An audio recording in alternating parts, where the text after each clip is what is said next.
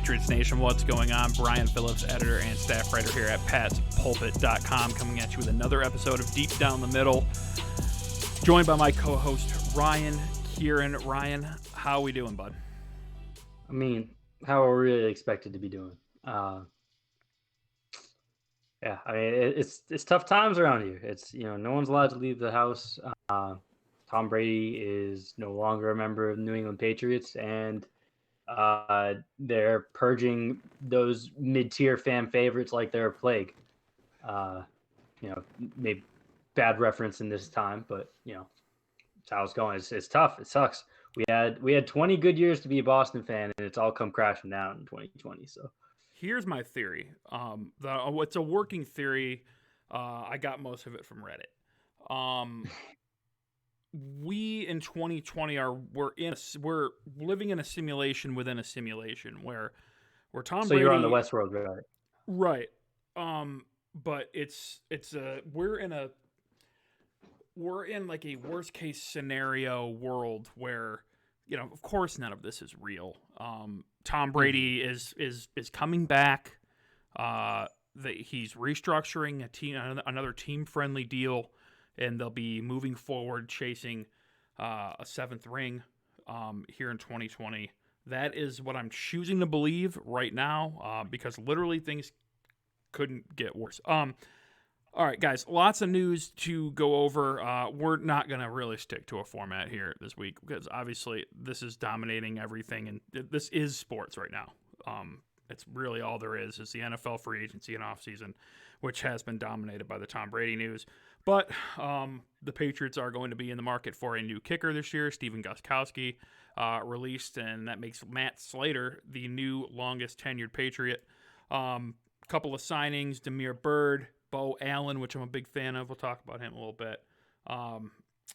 Corey Davis, safety from the former Jaguar, special teamer.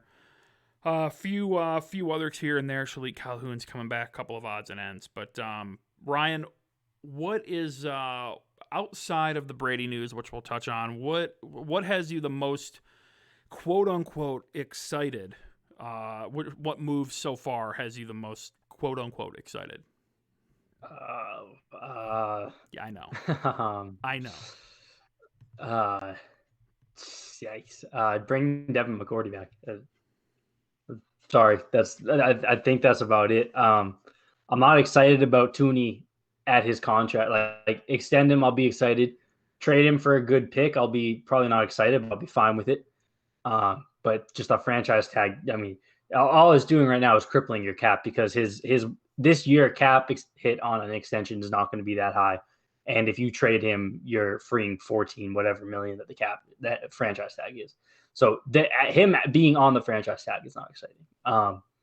They've made all of those, lower tier Danny Vitale signings so that they can start. Oh God, sorry guys. So that they can start purging that middle tier of the roster and just replace them with minimum level players and rookie contracts because their roster is old and it's expensive and that's what they got to do. But the only thing that I've been happy about is Devin McCourty coming back. Deron Harmon's gone. Tom Brady's obviously gone. James White might be gone. Julian Edelman might be gone. It's not fun times. Where are we getting this, James? Is this just a fear of yours, like a manifestation that I don't believe there are any rumblings out there, are there? I mean, were there rumblings about Deron Harmon? I think Pat's cap obviously has speculated across a couple platforms that James White might be a way, whether it's trade or extension. I would obviously prefer extension, but extending a 28-year-old running back doesn't seem like the way that you're going to be creating cap space. And just with this purge of these middle tier contracts and running back being a replaceable position, he feels like a natural domino that could potentially fall. Hope I'm wrong. Obviously, love James White. Proudly say that I was the originator of the James White fan club. But that's just with all of the kicks downstairs that this offseason Red Sox and Patriots has brought. It would be very fitting. Quick fun fact: in my True. kitchen, I have 2 canvases above my kitchen table. One is James White throwing the football after he scored the game-winning touchdown in Atlanta against Atlanta, and one is Mookie Betts celebrating his famous time to party grand slam. So it would be very fitting if neither of those players were on the team after this offseason. Yeah. You have to stop buying merch. Your Phil Dorsett. your track record is not good. Yeah, fun fact: I own a Duron Harmon and a Philip Dorsett jersey. Don't you also own a Josh Gordon jersey? I do own Josh Jordan jersey. That one was a fake jersey though. The Duron Harmon and Philip Dorsett are real jerseys. Okay, so let's talk a little Tom Brady. Okay. Can we start here? What do you? Let's start. Let's stop doom and gloom for a second. Let's focus on the Tom Brady side of it. What do you think of the fit in Tampa Bay? And like, if he was going to leave, where does Tampa Bay rank among teams that he could have gone to, as far as like you hating it the least? Well, Tampa Bay is fine. Get him like as far away, like conference wise, as you possibly can from New England. Right. Let him go thrive with Mike Evans and Chris Godwin and OJ Howard, and I mean, that is what it is. We all know that, but he's got he has a solid line in front of him. The tackle situation in Tampa is bad. I believe DeMar Dotson's a free agent as well, if he hasn't already signed somewhere. And they signed Joe Haig to. I think that's kind of the okay. But Jensen and Marpet up front, solid. But I mean, yeah. So realistically, this is the best place for him to go. I mean, I wouldn't have been as excited about a Tennessee or for him as a Tennessee or Los Angeles, the Chargers. Sure, it would have been cool to watch him and Keenan Allen, but that offensive line is going to be an absolute nightmare.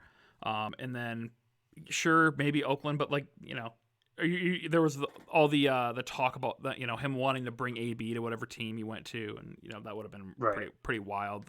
But Tom Brady in Las Vegas opening up the Raiders season, that would have been pretty crazy too. But Brady and Gruden would have just been like way too much for me. No thanks. I'll get out of my face.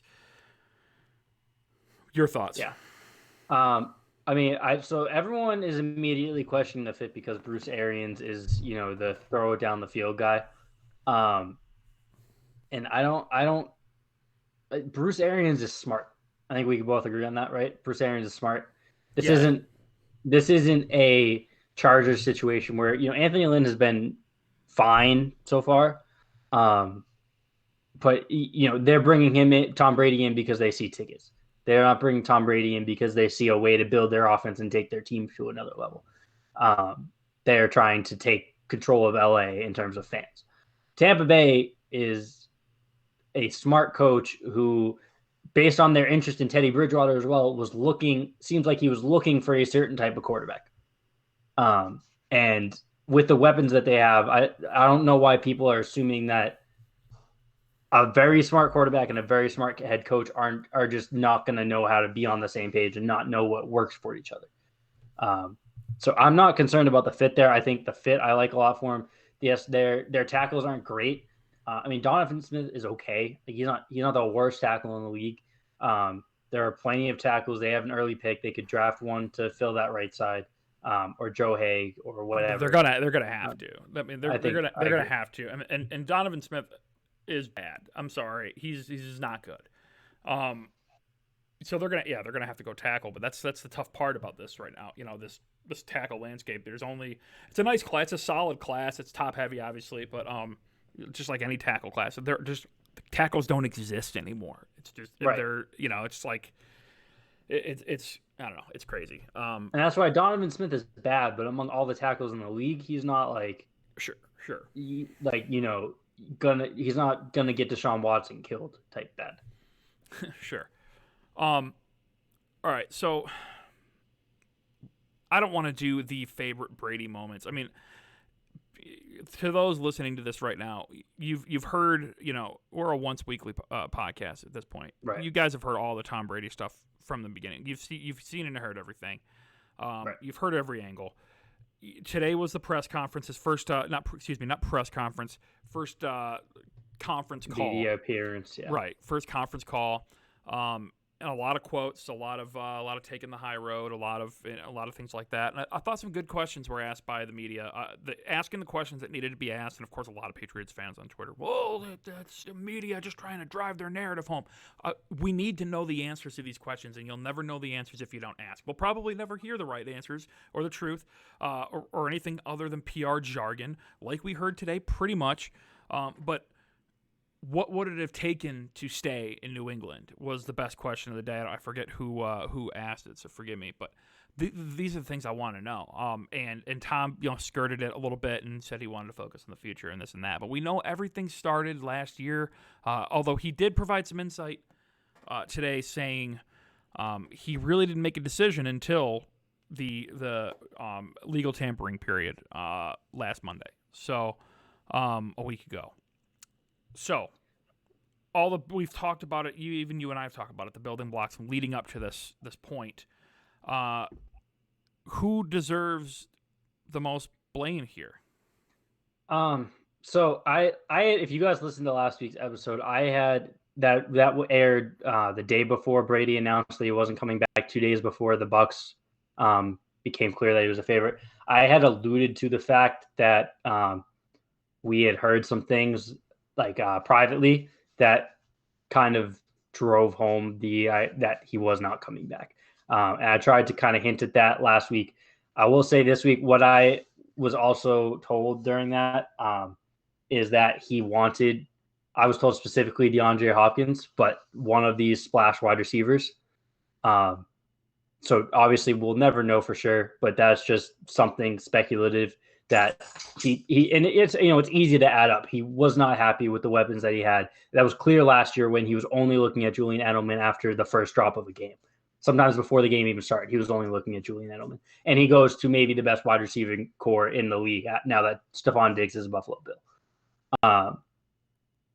I don't place blame really on either of them. I think that Belichick is right for not wanting to overextend for a 43-year-old quarterback. I think that Tom Brady is right to want more than what he was given last year and to believe that he can still continue to win. I think that I've said it a few times on Twitter. I think that this was a case where both sides were open to a return, but weren't necessarily like dying for a return. And both sides wanted the other to blink first.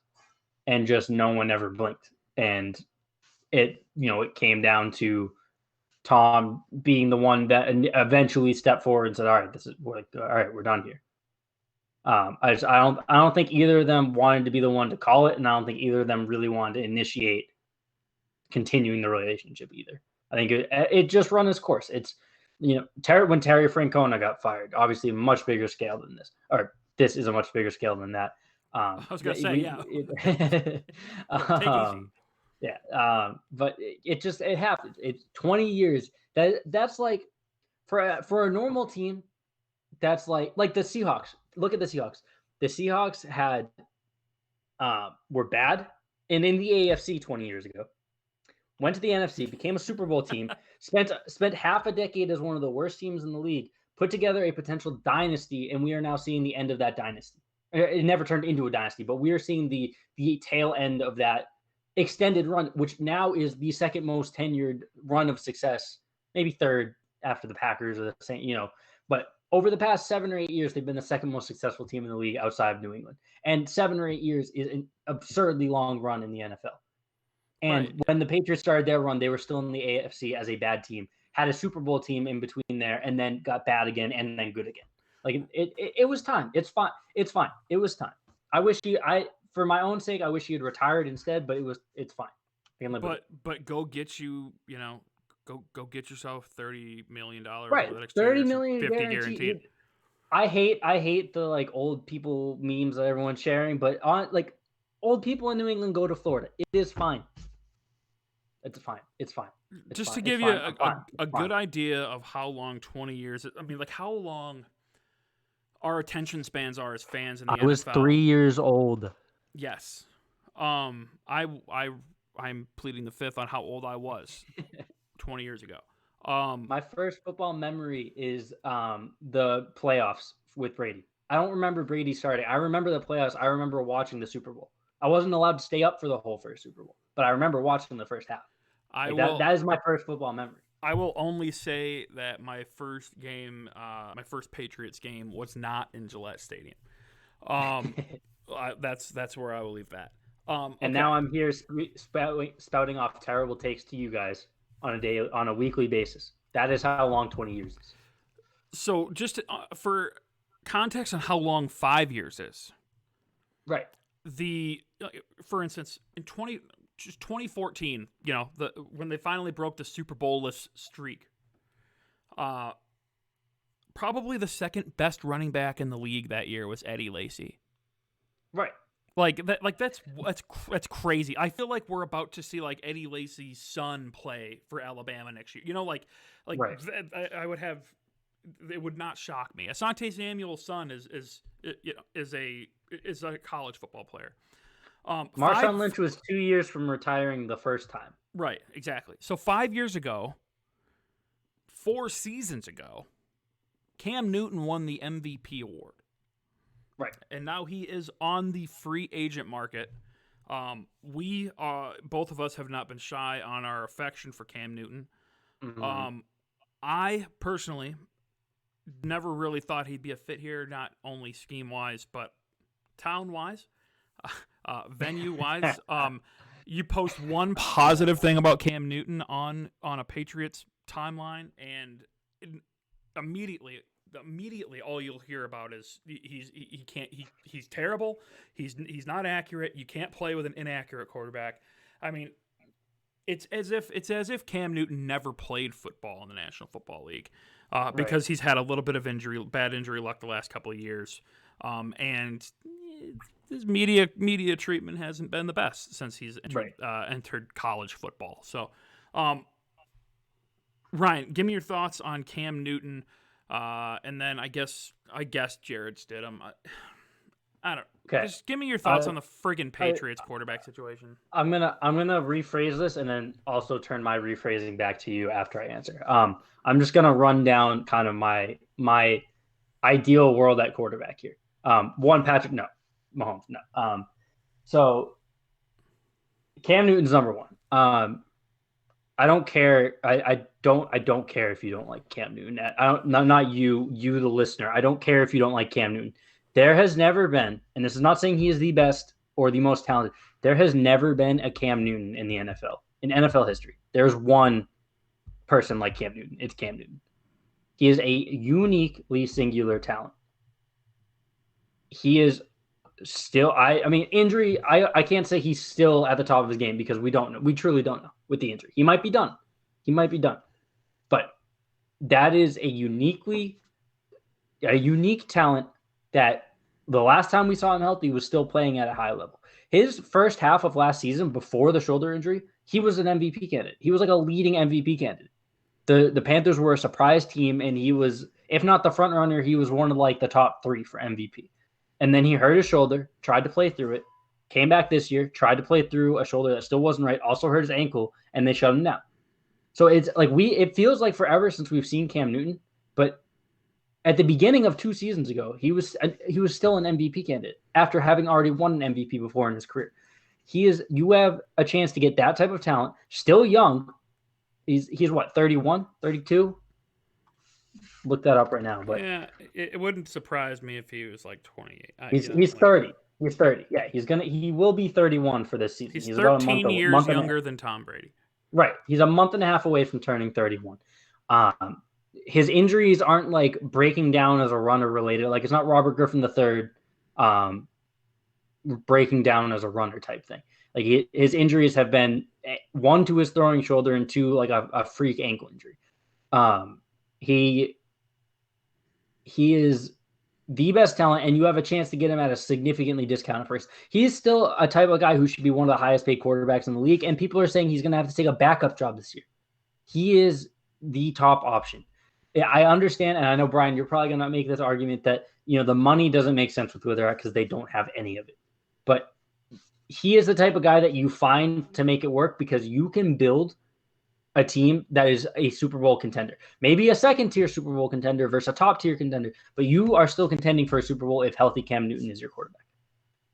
Outside of that, I wanted Teddy Bridgewater second. I wanted Jameis Winston, not because I think he's that good, but there's still the 5% chance that he turns into something very good. At the very least, he's entertaining. We've been sacrificing wins for entertainment for the past 2 or 3 years. And I would be okay with sacrificing it or entertainment for wins, and I would be okay sacrificing wins for entertainment this year. I don't have a lot of faith in Jarrett Stidham. If they want to see what he's got and maybe they end up being terrible and they can get Justin Fields or Trevor Lawrence, sure. And I don't have much interest in any quarterback in this draft that they can realistically get unless Justin Herbert falls or Jacob Eason takes like a tumble to the 3rd round. I would be interested. So my issue is what Tom Brady's allowed us to do over the last 20 years is not ever have to worry about the normal problems of an NFL franchise. Like growing up and going to high school and college in the state of Michigan, a lot of my buddies are Lions fans. And watching that organization and how they run things is a real treat at times. But they went out and they drafted Matt Stafford, number 1 overall. You know, they've been probably the worst franchise in the NFL since in the Super Bowl era, right? They finally get their quarterback. Yeah, 1 or 2. Right. And it's still at the point where they're debating, well, how do we fill the backup role? And we saw last year how devastating that can be to a team when you don't have a solid backup. But you know, there's still a large faction of Lions fans who want to move on from Matt Stafford. And after years of not having the quarterback and not being able to find the guy, and it's so unbelievable to finally be in a position where we have to evaluate the quarterback position, like really take stock in what we have. Because we've always liked to talk about, how many quarterbacks are the Patriots carrying this year, and it's fun, it's cute, right? Oh, they just added a Cody Kessler to the practice squad. This is fun, neat, cool. It doesn't, because if Tom Brady goes down, the season's over anyway. Right. That's how it's always been, and now that's where we are. So where I was getting to with this point is we've been able to sit back and watch other franchises as they overvalue themselves. The fan bases, when they evaluate what they have at the quarterback position, all through March, April, May, we see optimism. Then training camp comes along and everything is great, and it's specifically Lions fans. This is at least a 9-win team, and then bam. They're not as good as they thought, and they've been looking at too many highlight videos, and they've been not properly looking at the film and analyzing why the mistakes that were being made. And I feel like that's where we're headed with Jarrett Stidham right now. I feel like I'm seeing a lot of, he was really, this is great processing and recognition, and these are the things you want to see. Yes, sure, great. But the standard to which you have to hold your starting quarterback to cannot be evaluated in preseason reps. It just cannot. It doesn't matter how amazing they are. It doesn't matter if Jarrett Stidham had the greatest preseason in the history of professional football last year, it wouldn't matter, because when he was in the game moved too quickly for him against NFL starters. Sure, it's extremely small sample size. The Jamal Adams pick six keeps rolling in my head like a nightmare. It's in black and white. I was going to say, in fairness, it also, for the people who don't believe in Stidham, it's also not fair to then point to the 3 snaps he had against the Jets before he got benched. Sure, as fun as laughably bad as they were. But he had a handful of snaps in against Washington. I think he only threw 1 pass, and it was behind. It was kind of a miss. It was an option route with Jacoby Myers, and it was kind of a timing thing. Whatever. Right. That's not. There's not nearly enough information. So, yeah. But the problem is, you can't evaluate Jarrett Stidham right now because as the option moving forward, because of the cap situation that they're in, they have no effing choice anyway. So for me there is no Cam Newton, there is no Jameis Winston. I don't care how you can fit Cam Newton under the cap. This is not for me. This is not a let's continue to try to force this thing this year. The worst possible thing you can do in the NFL is be 8-8. It's the worst thing you can do. And again, I'm bringing up the Lions because I literally sit there and I watch it year after year after year after year. I watch my buddies get all jacked up every year, and then they get their feet cut out from under them. And the Caldwell years of going 9-7 and 7-9 and 9-7, and this is what happens. Now, Bill Belichick and company can they have obviously the pro personnel and scouting departments are much better, this and that, but man, you got to burn this thing to the ground. This is a top-heavy cap sheet right now, aging roster like you talked about, Ryan, and absolutely zero clarification on what's going on at the quarterback position. And man, can I just yeah. for my own sanity, I just need to say this. I am all in. Can we please not do the next 2 years of go get Deshaun Watson? If they're it's going, starting, it's happening right now. I know it is, and that's what I'm asking. Don't do that, please, because if Deshaun Watson becomes available, like you're not, and I don't mean this as an insult, because if you were interested in Deshaun Watson, you are smart and you have eyes. Good job, but it's not like, oh, hey, why don't we go just trade for Deshaun Watson? Like, if Deshaun Watson is available, that's not the Patriots prompting that from the Texans. Right. Deshaun Watson is going to have to sledgehammer his way out of there. Yeah. The way that Darius Slay did, but probably more because he is a young MVP caliber quarterback. And then you were going to have to give up your entire future, which I would be okay with for Deshaun Watson. I'll give up 3 first-round picks for Deshaun Watson. I don't care. But until the actual talk comes out that he is forcing his way out and they are going to trade him, please just don't talk about it. Just don't talk about it. I don't care that he's the betting favorite for 2021. That is just because the sports books want to take your money. And I don't want this to come off as I'm tanking for Trevor in 2020. Okay, I stand by the fact that I do think the worst thing you can do in professional football, professional sports, realistically, with how a lot of things are set up now, is be middle of the road. Yes, you try to win every game. Yes. Do I think Bill Belichick would ever tank? No. Negative. With it, yeah. Like no chance.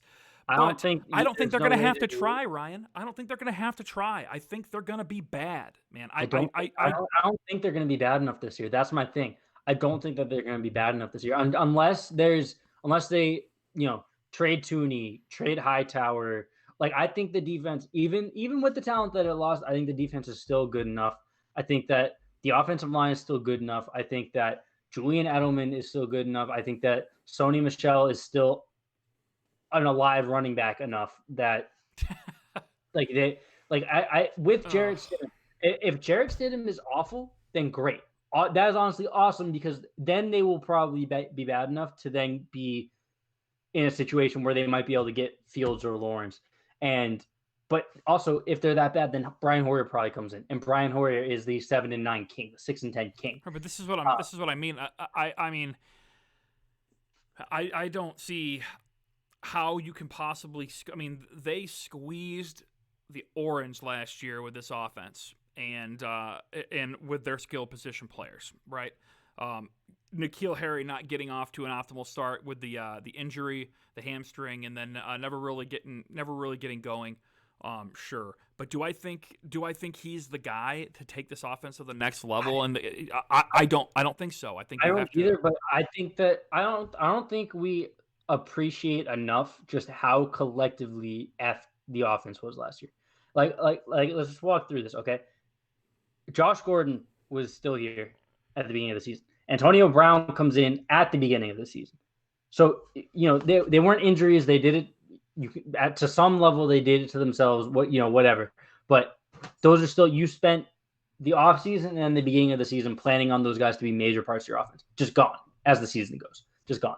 Julian Edelman spends more than half the year injured. You have a rotating cast of tackles that leads Marshall Newhouse to play significant snaps in more than half your games. You have your center is gone right before the season starts. Ted Karras did an admirable job, but he's still a step and a half below David Andrews. Shaq Mason was banged up for a little bit. Julian Edelman. You trade for Mohamed Sanu. The second round pick was always an overpay, but then he immediately injures his ankle after the one good game that he had. N'Keal Harry starts slow, came from behind, and never really figured out how to use him. Sony Michel was coming back from an injury. James White was criminally underused. Rex Burkhead was, not healthy at the beginning of the year and then was still slow. Tom Brady had an injury to his throwing elbow for the second half of the year, everything after the bye week. The offense wasn't bad. Matt Lacoste was injured as well. Ben Watson had the suspension. There was not one single position group on the offense that did not either lose someone right at the beginning of the year or have the important parts of that team playing through injuries throughout the year. Okay. I don't think that the offense was going to be good enough no matter what. But I think the frustration of last year kind of overshadows the fact that literally every single part of the offense was hurt or put in a tough position as the year went. But here's my counter to that. Here's my counter to that, though. That was 2015 levels. Right, but here's my counter. Everything possibly that could have gone wrong went wrong. Sure, they had injury luck coming, but whatever. My counter to that is, but they had Tom Brady putting all the pieces together and like I said, squeezing every drop they could out of that offense. Every single little ounce of juice they could. He got out of that, and it was still tough to watch, and it led them. It was tough to watch, and it led them to lose. Tom Brady, but they were still one defensive drive, and we talked about it at the time. But now Tom Brady, we don't blame the defense for the Miami game, but yes, but Cam Newton is again, it's a leap. It's a leap to assume that Cam Newton is going to be Cam Newton before these injuries. It's not a huge leap because he just had his physical, everything came out fine. He's still young. It's not like this is a 36-year-old it's not Peyton Manning trying to fix his neck. But it is, we do have to make a little bit of a leap there. Cam Newton was an MVP level caliber quarterback at the beginning of the season before last. If he is back to 95% of that, you are still competing with the Bills team this year. Okay, well, let's talk about it. Let's talk about it. How are we going to fit him under the cap? How are we going to fit him under the cap? Because yes, his market isn't good, but we're at about $2 million in cap space right now per Miguel Benzon at Pat's cap, about 2.3, something around those lines. You're gonna have to outright cut Marcus Cannon, probably extend Hightower. You're gonna have to do everything you possibly can and mortgage the future and extend players that are already you shouldn't be extending. So that's where does mortgage the future come in? You're probably going to have to go ahead and restructure from Gilmore's contract again, which, sure, go ahead and do it. But, again, you're pushing more money into the future. What I'm saying is cut the cord. Cut the cord. Because Cam Newton's going to have to come in and learn this offense. When are they going to meet? When is anything going to happen? Are we having a season? Just to be clear, I expect it to be Stidham, Hoyer, and maybe a rookie entering the season. I don't think Cam Newton is going to happen. Well, then let's move forward with the conversation that's what we're doing, because.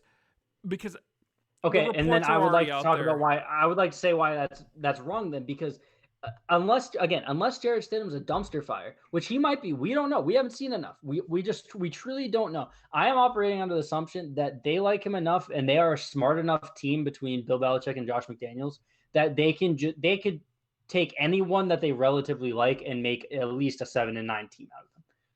That is the level of operation I'm assuming, as long as that player is not absolute trash.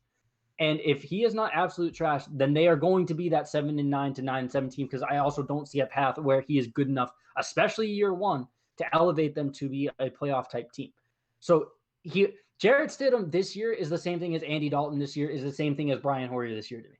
Jared Stidham probably has the lowest floor of that. And so if we're looking for potentially just bottoming out, I am fine with that. But Bill Belichick is not going to intentionally tank in his 70s. It's just not going to happen. Then let me ask, what is Jared Stidham's ceiling this year in your mind? I also don't, and sorry, I'll answer that in a second, but I also don't think that finding a young rookie and then grooming him for 3 to 4 years to then maybe be able to be a contender again is also what Bill Belichick wants to do. I think the long-term answer is that he's going to find a veteran, whether it's Cam Newton, whether Deshaun Watson does force his way out, whether it's whoever. I think a veteran, unless Jarrett Stidham is the guy, I think a veteran is the long-term plan for Bill Belichick. To answer your question, the ceiling for Stidham this year, I would say if everything goes great, which is even hard to say because that's not even factoring the fact that they have a really hard schedule this year. But if everything goes great, ignoring the schedule, 9, 10, and 6, I think 10 and 6 is the ceiling for Stidham, where he gives you like a 3,000-yard season, 3,200-yard season. The run game gets back to what it looked like in the playoffs 2 years ago, and he limits interceptions. So maybe like 20 touchdown passes, 18 to 20. Here's my ceiling. All right, and I know I'm like on the ledge here, and I know I'm probably being a little overly pessimistic, but I truly honestly see the entire fan base, not so much you, but the entire fan base going down this road of over optimism, of what the floor is. When you take away Tom Brady, like how unbelievably critical he has been to the success of this organization, and how unbelievably critical and how many holes he has patched up in this roster over the years because of how he protects the football and because of the plays he can make and how comfortable he is in this system. Man, I don't see a possible way that if Jarrett Stidham plays to the best of his potential this year, that they win more than 6 games. And I say that because the one thing that other fan bases do, as we've watched them over the years be overly optimistic this time of year, is they forget about how other teams improve. Other teams in this division in this conference are improving greatly. The Buffalo Bills are now a really serious contender. Buffalo Bills are the best team in the division right now. I think the Pittsburgh Steelers are going to be a force next year with Big Ben coming back with that defense. You want to talk about a defense in the AFC? That Steelers defense is nasty. Yes, they lose Hargrave, but they get Stephon Tuitt coming back, who was playing the best football of anybody when he got hurt. You had the potential defensive player of the year. I think they're going to be Minkah Fitzpatrick. They're going to be nasty. But with Big Ben coming back, I mean, it's an improvement over Mason Rudolph, and all they had to do. I don't know. I don't like what they have in terms of weapons still. What, Juju Smith-Schuster, Deontay Johnson didn't show you enough? I mean, he was pretty sick. I think Juju Smith-Schuster is a nice as a good second option, like a very good to very good second option. I think Deontay Johnson and James Washington are solid depth pieces. Yeah, they don't have a tight end. Oh, they did add Eric. Yeah, they add Eric Ebron. You get Big Ben back. All they needed was a guy with a pulse last year. I think they have serviceable weapons. Big Ben is the one that I think we should be questioning coming back from injury here, not Cam Newton. Right, if you're talking about a team in the AFC who just needs to add a little bit at quarterback so that they can get their ball control offense and let their defense win. I mean that's in terms of like. But we're talking about teams that are so much farther ahead now. You are so far behind the 8 ball when you lose a Tom Brady. You have so much ground to make up that I don't see it happening, and I don't see a with. I think okay. Here's best case scenario: is Cam Newton again? Cam Newton playing MVP level Cam Newton. That makes you a blank. Answer that question for me. Cam Newton, MVP level Cam Newton, or substitute whatever you think the absolute ceiling for any possible quarterback that is actually available. But do I have to assume he comes right in and from day one steps right in, knows everything works best great? Case scenario. Everything is a perfect fit. Because I say second tier Super Bowl contender. Like you're not the Chiefs, you're not the Ravens, you're not the 49ers. 10 or 11 wins. Right? No, see, you're 12. I would say 12, maybe 13. With an MVP level Cam Newton, where everything clicks. Sure. Sure. That's 12 or 13 wins. That makes you. You're not the Chiefs. You're not the Ravens. You're not the 49ers. But if things break right, you have the chance to beat the Chiefs, the Ravens, the 49ers. That is why I see the ceiling. Sure, The floor, but again, that assumes a lot. That it assumes a does assume lot. a lot. That does assume a lot. I think the floor though is what you are saying is, is being bad. But I think that the if defense doesn't carry year to year the way offense does. I understand that. I this I don't think that Bill Belichick is capable of not putting together a team that goes worse than 6-10. I don't like they'll find a way to win 6 games next year. Winning 6 games takes you out of position to get a top quarterback who I don't even know if they would be interested in. I think that anything other than going all in to be as close to a Super Bowl contender as you can puts you in that 8-8 situation that you are trying so desperately to avoid because of this coaching staff that you have, because of this front office that you have. Like we don't know what this draft class looks like yet. They might find whoever at 23. They might find gems in the middle rounds. They might have a terrible class, but no matter what, this coaching staff, and I'm honestly almost saying this as a negative because I agree with you. The most optimal way to move forward is to tear it down right now, unless you're going to find that next seamless fit. And I think there is one potential fit there, and it's Cam Newton. So if you're not going Cam Newton, I want you to tear it down. I want to be 3-13 this year. I want to be 4-12 this year. I just do not think that is possible. I think the defense has too much talent. I think there are too many good veterans on the offense with a good offensive line that everyone should be, everyone who was hurt last year is at least starting the season healthy and having this weird offseason that won't be normal. And it doesn't matter. No, we're not playing football this year, so all of this is really pointless. True. But like it's just I want them to be really bad. Bill Belichick is not going to settle for being really bad, and if they are really bad, they are trading that pick and trying to find a veteran quarterback anyway. I don't think Bill Belichick is finding Trevor Lawrence and grooming him so that when he's 82, he might have a superstar quarterback who he now has to pay a ton of money. I don't think that. You're right.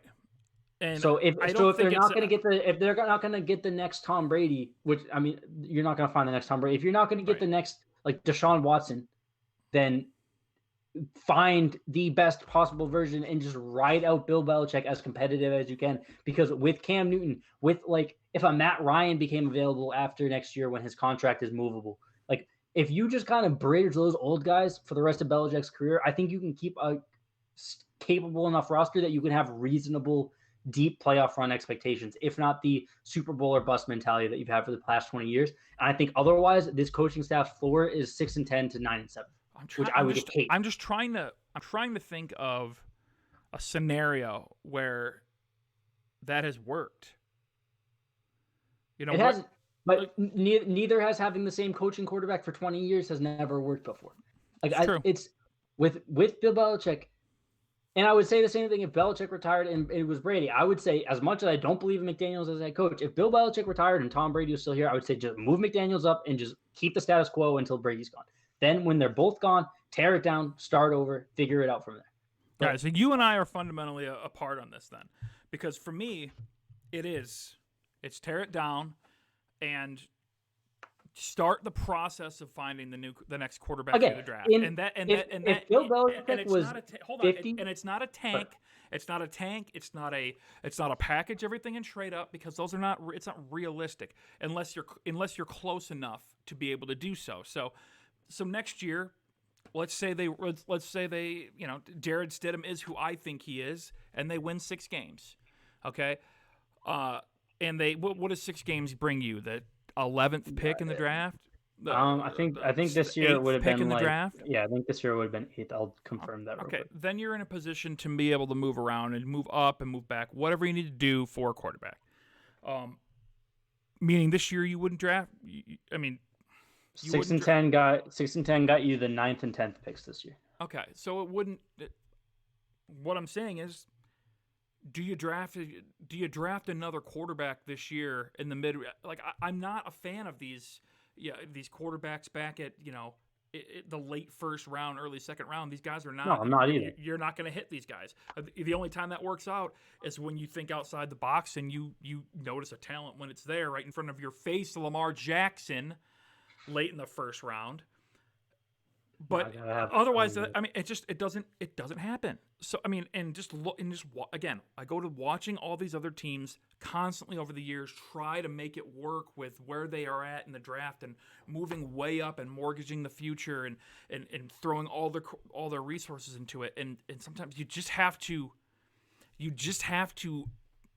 make hay with where you're at right now. They're Again, 23rd. I don't think they draft a quarterback this year, and I think I think they're going to be bad, and they're going to have to. They're going to get their quarterback in the draft next year. The veteran thing. I again functionally I agree with you, and I would call it a tank. I would say tear it down, trade Hightower. If Devin McCourty wasn't already extended, I Again, would say I'm let not him go saying find a tank. contender. I'm saying I you're know not you're going to not. have to tank. I know you are. I am saying that I would at this point, if I were running the team, and I am much dumber than Bill Belichick and Nick Caserio, so good thing I'm not. But I would be tearing it down. Trade Hightower, free that cap space. Trade Joe Tooney, free that franchise tag. If I would literally go cut Devin McCourty now and let him go find a contender. Like Stephon Gilmore is probably locked in here Marcus just because of the Cannon. contract. Every single other player who can free up cap space and can get you any sort of value is gone if I'm running the team right now, because that is what needs to happen at this point. But with Bill Belichick, and especially at his age, if this was 15 years ago, Bill Belichick, maybe not. But at his age, I do not see him, even if he doesn't think that they have to tank because they're just going to be bad, I don't see him settling for that to then just take the third best quarterback at pick 7, because we also know he's not going to trade up to the first overall pick if he's picking 9th or 10th, because it's going to cost 2 future firsts on top of the first and probably a second, and that's not the type of trades that he makes. So that unless they are so bad that they are going to get the number 1 or number 2 overall pick, you are not getting the top quarterback in any class anyway, because that is not how they function as a franchise. So when Bill Belichick is this old, you just go find, when you still have this talented of a roster too, because this roster still is talented, you go find the best quarterback that you can and you just ride it out. And even if it's like signing Darrelle Revis, except on a much riskier and much more important scale. You just find the best one that you can, you ride it out. If it works, you keep it going. If it doesn't work, then you try again. Maybe you sign Cam Newton to a 1-year deal this year and do the dead cap thing that they do with Tom Brady and all of those 1-year type deals that they did with Darrelle Revis, where you have dead cap the next year unless you figure an extension and it's just void years, like they did with Devin McCourty. And then if it works out, you keep it going. If it doesn't work out, maybe Deshaun Watson's available now. Maybe Matt Ryan, like I said before, is available now, and now you try out Matt Ryan and see what happens for a year. Or maybe Phillip Rivers wants to keep it going for a year, and Indianapolis didn't like the fit. Like, see, for me, that sounds like an absolute disaster. For me, that sounds like it sounds like the 2010 Detroit Tigers, where it does sound like a disaster. There, you give Miguel Cabrera this massive deal, and you're trying to sign Victor Martinez, and the next thing you know, you've got everybody. You're in the luxury tax. Then the Detroit Tigers got to a World Series and were a Boston bombing away from getting to another one. Well, like, I'm talking like right after the 2 years after that, when the writing was on the wall. They had a chance to trade some of these assets that they had, and they didn't. They held on to Mike Fulmer, for instance, back a couple years ago. I think it was 2015, 2016. Right. I don't even know the year anymore. And at the trade deadline, and they could have gotten a massive haul, and they held on to him, and they said, "We're still going to move forward. We're going to make this work." But the bottom line is, the rest of their roster wasn't that good, and so I think But the real discrepancy between where you and I stand right now is, I don't think this roster is that good. Jamie Collins and Kyle Van Noy were excellent last year, but they're gone. But linebackers barely matter. Linebacker barely matters. So what do they have? They have Lawrence Guy. They're great on early downs. Sure. They still have Jawan Bentley, who at the very least is what can do what a Landon Roberts did in that. You role. have the best case scenario in the league. You have the best corner in the league. You have the best slot corner in the league. You have one of the better young corners in the league. You have one of the better old corners in the league, who is probably going to play a lot of safety this year, because you have those other 3 corners and Jason McCourty. You still have a high level free safety. You still have who for some reason fans love, strong safety in Patrick Chung. You still have a 2nd-round pick from last year that barely saw the field that is probably going to be getting looks at free safety.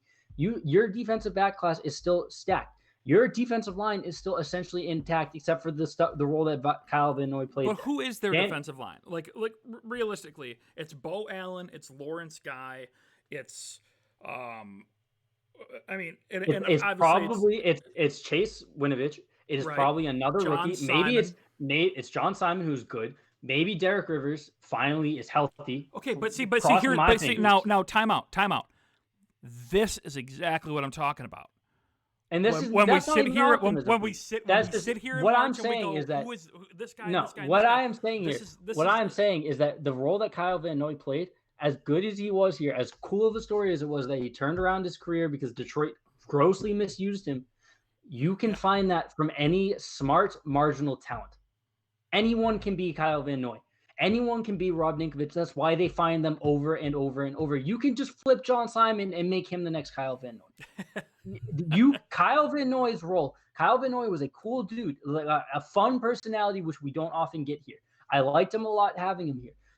I never once considered bringing him back because you can find him anywhere. You can find him in the first round of the draft. You can find him on day 3 of the draft. You can find him on the current roster in 3 different places. You can find him from players who will still be free agents or on the trade market in July.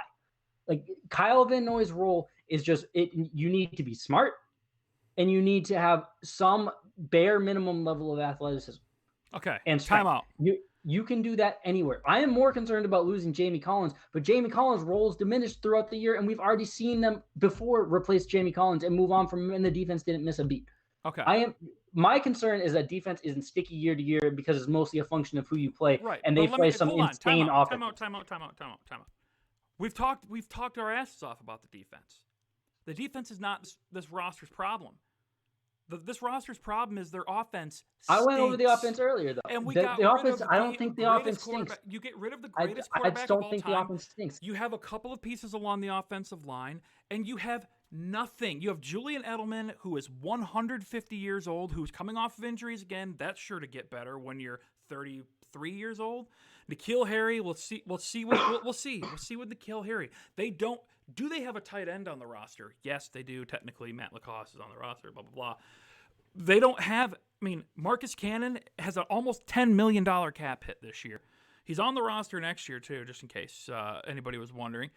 Isaiah Wynn looked okay last year. Well, obviously he had the injury issues. He needs to take it. So you have question marks everywhere except for the interior of your offensive line. Literally everywhere, and especially at the most important position in all of sports. I don't understand how that's why I'm saying go get the best person available at the best position, at the most important position in all of sports. But what does he have to work with? Tom Brady couldn't make it work. Tom Brady was at 43 years old. Tom Brady made it work we've seen Tom Brady make it work in different years. We saw Tom Brady make it work in 2006 to the tune of a second half collapse away from smoking the Bears in the Super Bowl. We saw Tom Brady take two different one all-time great Peyton Manning offense and then all-time great Peyton Manning on their back defense, take them to basically overtime. Right. That man is gone. That man is in Tampa Bay. He is gone. You know who I would bet on being a better quarterback if given the chance this year than this year's Tom Brady? Cam Newton.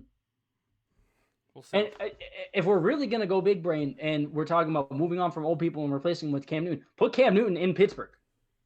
Sure. Put Cam Newton anywhere, and he's going to have... You put Cam Newton in Pittsburgh, he's going to have a better chance of success than he is if you put him in New England. I don't think so. Yeah, I don't... Yes. We have never seen what Bill Belichick would try to do with a player like Cam Newton. Right. We have never seen it. And I think it's foolish to assume. And I've seen Mike Tomlin do it. I think that the receivers on this roster are better suited to someone like Cam Newton than they are to someone like Tom Brady. N'Keal Harry can win downfield with Cam Newton. Tom Brady was the best 20-plus yard downfield player over the last 2 years per PFF. The players aren't there on offense. You bring in Cam Newton, he has to be 2015 Cam Newton to have a chance at breaking 500. And it's not happening because, first of all, they're not bringing him in. I'm sorry, Ryan. They're not bringing him in.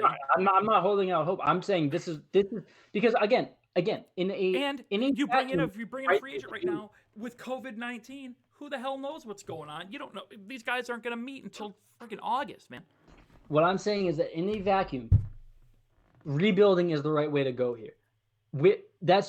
I don't think that anyone thinks that's what's actually going to happen with Bill Belichick, right? You don't think that they're going to spend he's going to say, okay, we're going to spend 2 or 3 years kind of retooling this, and then in 2 or 3 years we'll be ready to compete again. I don't think a rebuild for them. I don't think a rebuild for New England is the same thing as a rebuild for other organizations, because it's never been done in waves like other organizations. They've always maintained a strong middle class. You and I talk about it all the time on this show. And now they're it's the middle class, and they're still doing it. But that's because you have the guy. Not looking if they're purging that middle class, and exactly that's my whole point. You have the guy. If you are looking to purge the middle class and you are also not looking to rebuild, then the only thing that you can do is look for top end talent. But I'm saying that is the rebuild. The rebuild for them is to keep doing the same thing over and over and over. Eventually, you run into a quarterback. You keep churning over quarterbacks. You get a Jimmy G. Oh, it's not time because of the way everything worked out. Trade Jimmy G. Get assets. Keep churning over. They had the capability to do that because they had Tom Brady. Cam Newton doesn't have to be the answer. Cam Newton keeps you competitive. Worst case, Cam Newton is that he's a disaster and then he can't stay healthy and you go to Jarrett Stidham anyway. Best case, Cam Newton is that he keeps you competitive the same way that Tom Brady just did for the past 2 years. And then you have the luxury to continue internally looking at quarterbacks. You don't have to be. I'm not saying give Cam Newton 5 years, $100 million. I understand that. I just don't even know. I don't know how you give him 1 year, $10 million right now. First of all, who knows what his market's going to be, and then you do that. You've got to break it up. I would give him whatever you can figure out in the cap. I would give him whatever you can figure out over 1 year. Because they're going to have $5 million for in-season expenditures. We've talked about this. Right. You've got to have the draft class signed. You've got to have all of these different things. And then I would give every single other penny to Cam Newton. I would be okay with that. And we can wrap this up because we're talking in circles at this point. But there's just, with Bill Belichick, you are not going to be bad enough to go get Trevor Lawrence, or insert next generational quarterback here in 2022, 2023. Moving on, at this point, I think you have to do what the Saints are doing, and just you continue kicking the can down the road because they have Drew Brees. We had Tom Brady. We don't have Tom Brady anymore, but we still have Bill Belichick, who is equivalent to Drew Brees. No, but that's different. You bring an on-field guy to do the job that already knows everything about the organization and knows every single thing about every player that he's playing with.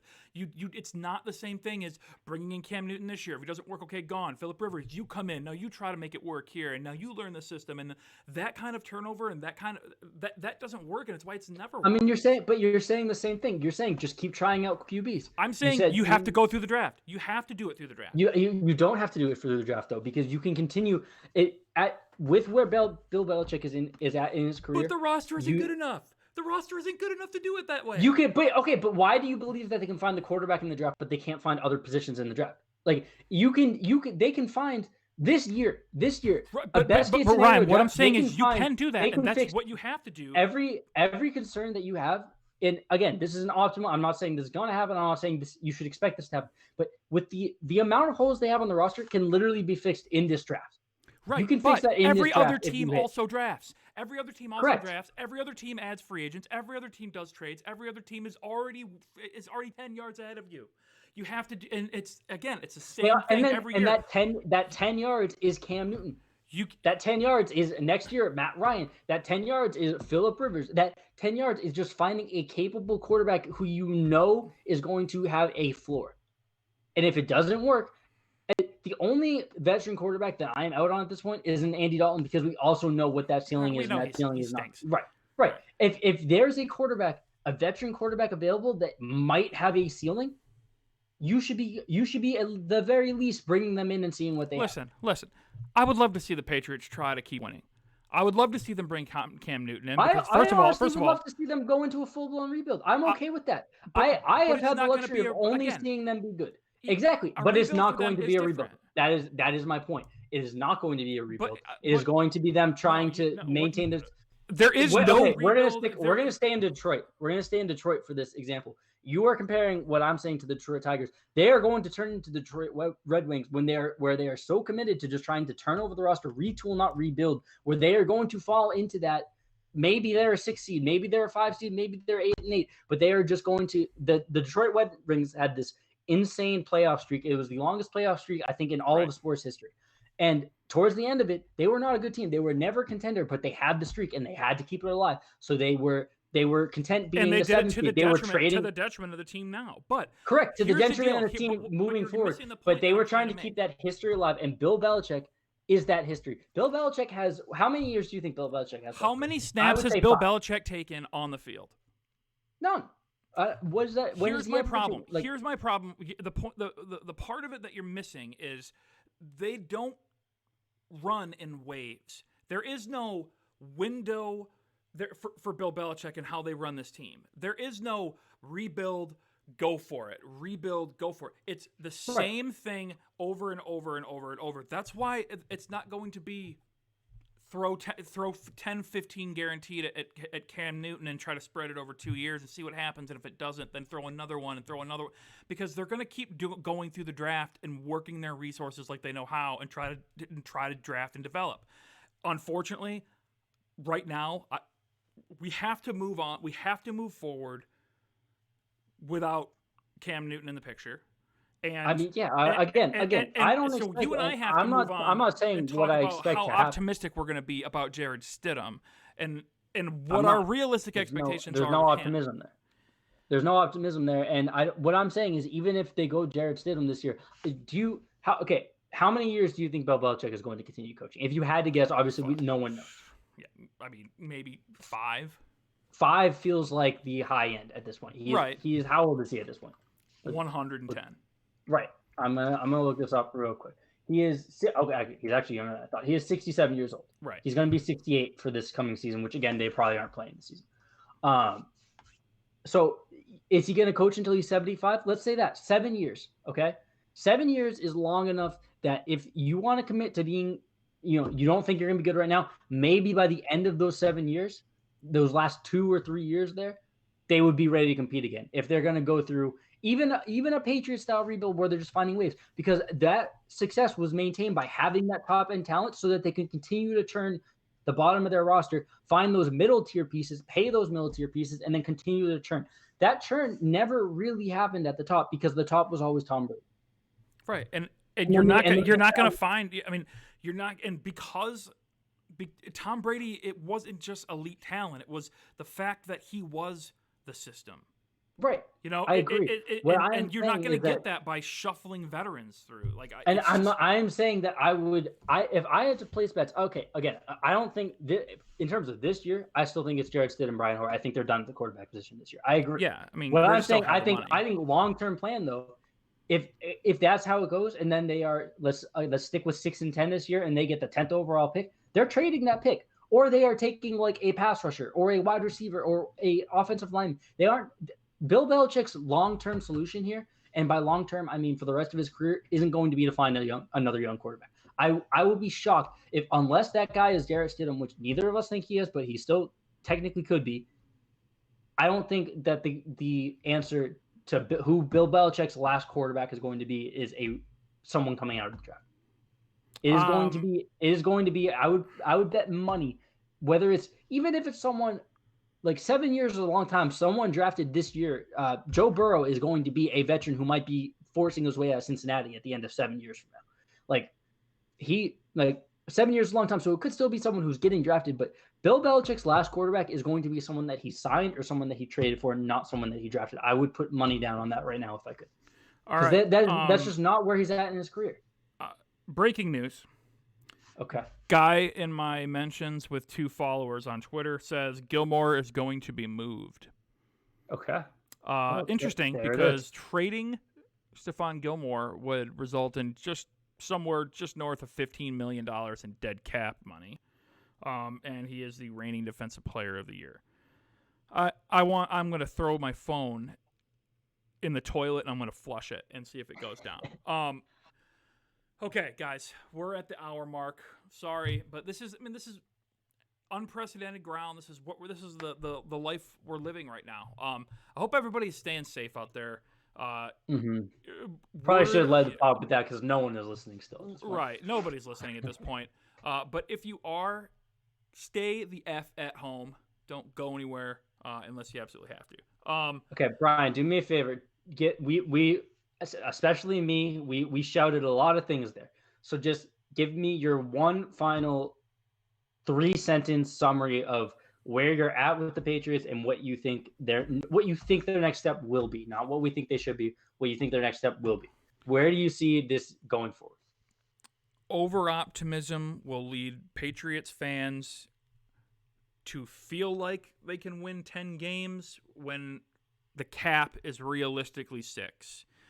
And I think it's going to lead to them drafting a quarterback next year, not this year. A meaningful quarterback next year. And they're going to keep doing what they always do and just continue shuffling through and pounding the middle class of the roster. And hopefully something sticks down the road. Okay. I think this year you are looking at Jarrett Stidham and Brian Hoyer.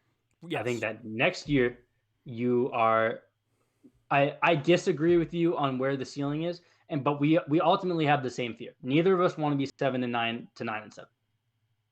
I also don't want to be 6-10, but I don't want to be. In all honesty, I would be okay with a couple bad years where they do a true rebuild because I think it is probably time for that.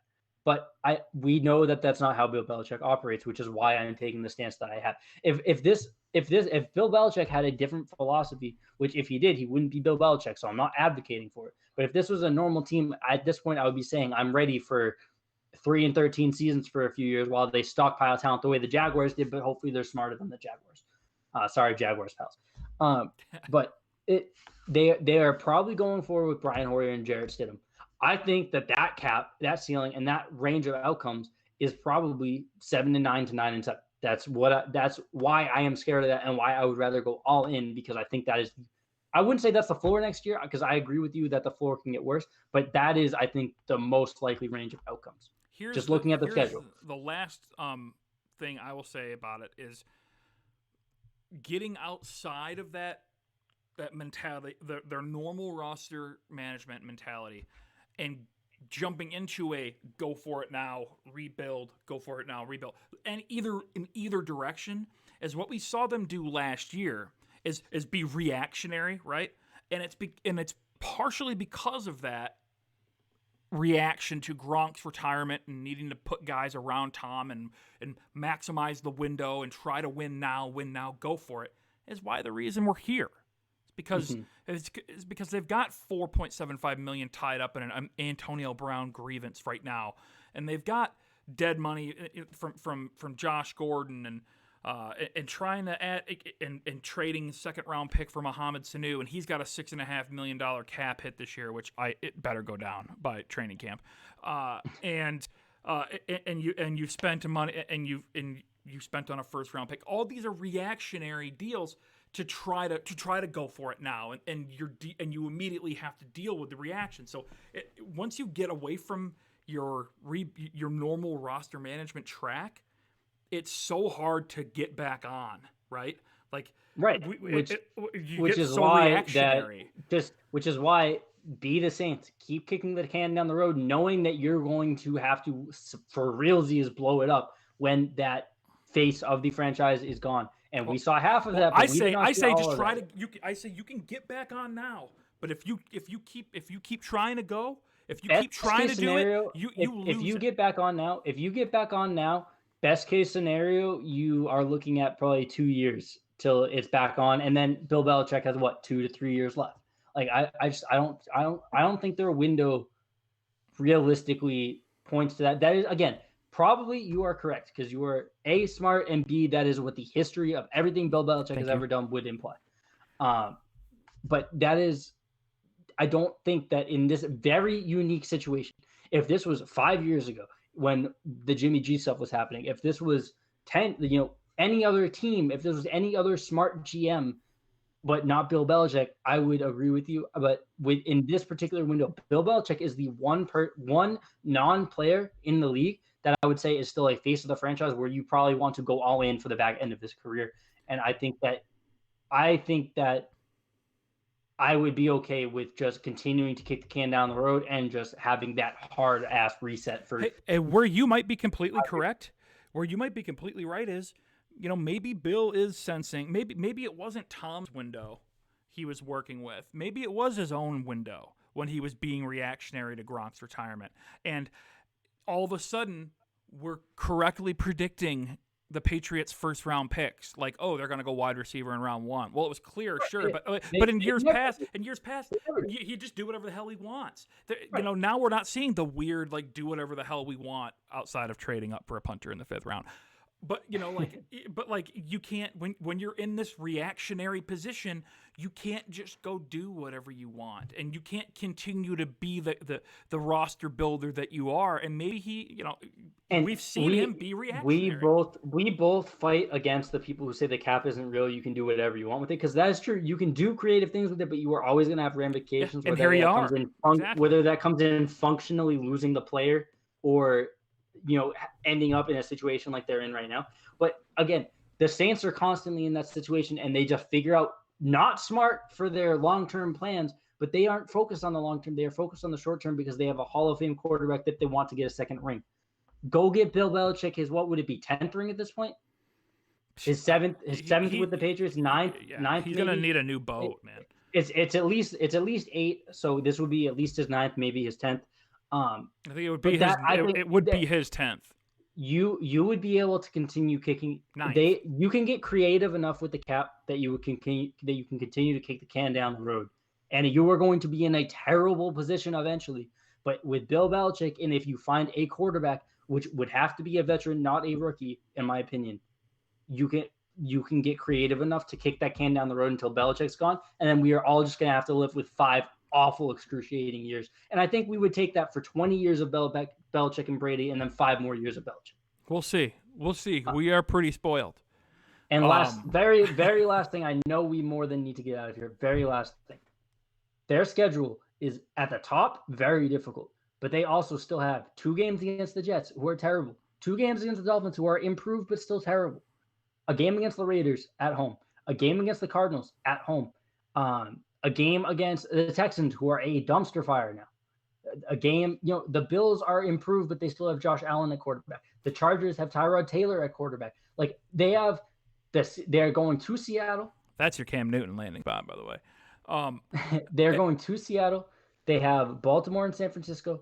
They have Kansas City. And they have the Rams. Those are 5 losses. Rams are going to be pretty okay. Gross. So we'll say 4 losses. Again, I don't know what the Patriots are. Like, we'll throw Denver and the Rams in a middle ground, and then the Bills are probably losses. But again, Josh Allen, I think that despite they play basically the 4 best teams in the league, but outside of that, their schedule is still relatively like I called it a bitch earlier. Sorry for the language, but. That was me thinking of the top end, but if you look at it, it's really not that difficult with this roster. I still struggle to see 5 wins. I'll say is the floor, and if I had to put odds there, I would be putting like 60% into the 7 to 9 win range with the quarterbacks that they have right now. And that's not me being optimistic. That's me being like pessimistic because I don't want that. Like that's just what feels like is going to happen here with this schedule and this. Let me ask you this. And to hell with the time. How many wins do they win do they come up with last year with rookie Jared Stidham at the helm the entire season? What did they have? They went 12-4. You talk on this for a second while I pull up the schedule. Well, I can tell you they lost to all the teams that you mentioned that were good, except for the Bills. They lost to Kansas City, obviously at home. They got blown out by Baltimore, who is probably going to win the AFC again this year. Because, oh my God, Calais going to Baltimore. Well, I mean, to be clear, they probably will win the AFC this year. They did not win the AFC last year.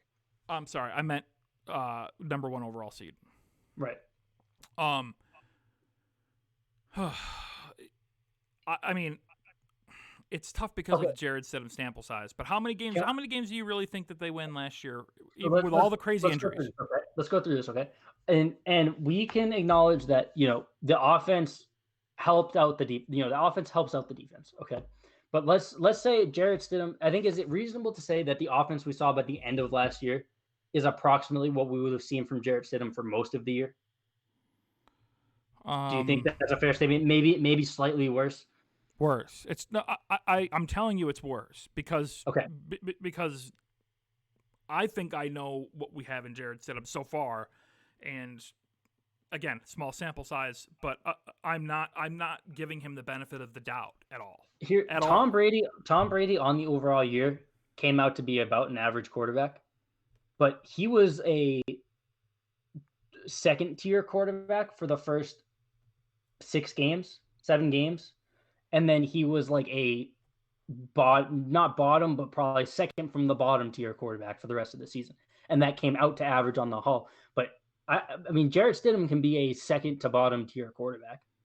I have faith in Jarrett Stidham to that level. I don't know if you do, but Jarrett Stidham can be um, what a step below Kirk Cousins. I think you have to I think that's protect. reasonable. I think you have to be the most conservative, protective team, and you constantly have to put the game in the hands of your defense and then Okay, in the hands then of variance and mathematics, and let's go through this You're again. gonna lose half of those games just because of conservatism that we Okay, saw so let's last go year. through this again though. They gave up 3 points to the Steelers. They gave up 0 points to the Dolphins. They gave up 14 points to the Jets. One of those was the Jarrett Stidham pick six, or seven of The those. other one Sorry, was one of those. a fumbled punt return for a touchdown. Correct. So they gave up. The defense gave up three points in the first 3 games. They gave up 10 points to the Bills, 7 to the Redskins, which was on that weird end around where they just all decided they didn't want to tackle Right. Steven Sims. Yeah.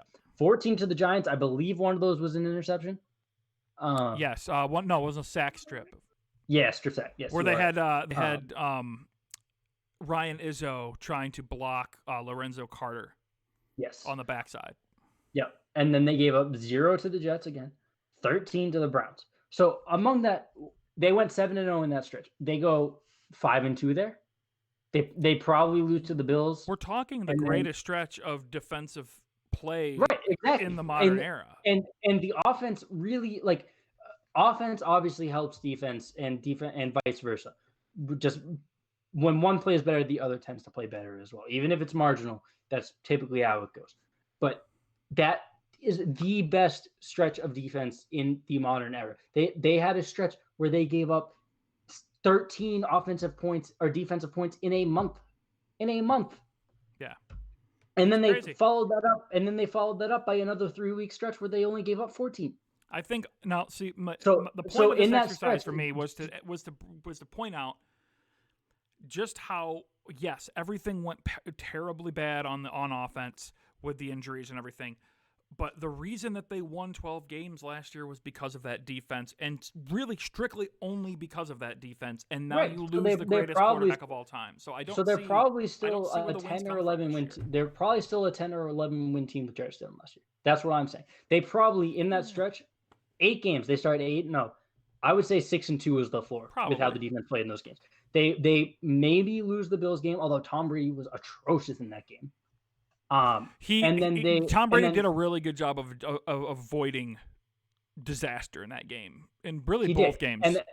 And that's why I would say I'd be willing to concede that. And then maybe Jarrett Stidham starts to panic after the Giants make it 14-14, and then they lose that game. I would say. Let's be honest, though. Jarrett Stidham would have been the best quarterback in that Bills game.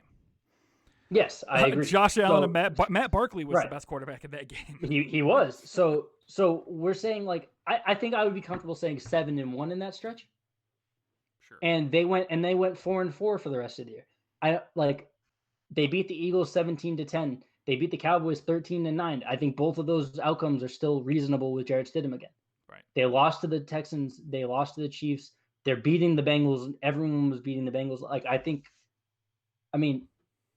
I think they probably lose at least one, probably both of the Bills games.